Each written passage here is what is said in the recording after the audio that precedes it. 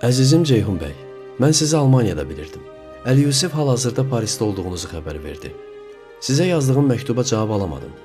Göndərdiyim kitabımı bilmirəm, aldınızmı? Kitab haqqında fikriniz nədir? Onu burada yazdım. Lazım gələn materiallar əl altında yox idi. Necə alınır bilmirəm. Mən sizin göndərdiyiniz son ünvanları kitablar yolladım.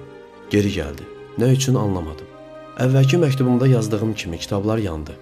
Əgər məktubunu alıb doğru ünvanını öyrənsəm, yenə alıb göndərərəm. Sizə qəzetlər də göndərilir. Əcəba alırsınızmı? Bu günlərdə Yeni Kafkaz adı ilə bir qəzet çıxarmaq niyyətindəyəm. İştirakınızı arzu edirəm. Hadisələr və məqalələrinizi gözləyirik. Lakin qəzet maddi cəhətdən kasıb olduğundan müəllif haqqı verməkdə acizdir. Gələcəkdə maddi durumumuz güclənərsə, müəllif haqqı da ödəniləcəkdir. Qəzetin adı da yeni düşünülmüş bir şey deyildi. Keçmişdən mövcud olan bir münasibatdan istifadə edirik. Zöhrə xanıma ərzi salam. Uşaqların gözlərindən öpürəm. Necədirlər? Məişətiniz necə keçir? Sıxılmırsınız? Yenə əvvəlki evinizdəsizmi? Əcəba Almaniyaya nə üçün köçmədiniz? Bəlkə baş verən gündəlik hadisələr sizin fikrinizi dəyişdi. Yorğundularmı?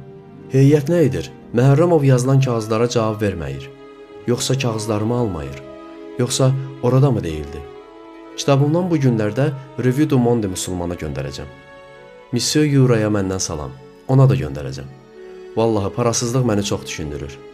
Ailələri düşünürəm. Mən də ailəmin buraya köçürülməsi üçün çalışıram. Uşaqların tərbiyəsi məni düşündürür.